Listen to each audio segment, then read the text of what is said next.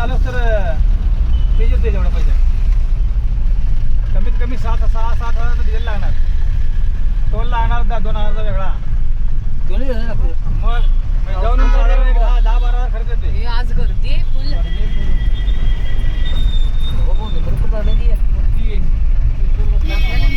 Tension घ्यायचं नाही token काढलं का इथं हा?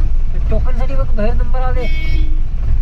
ती काढते की टोकन माणूस असते पैसे घेणार माणूस देतोय की आपल्याला गब्बस की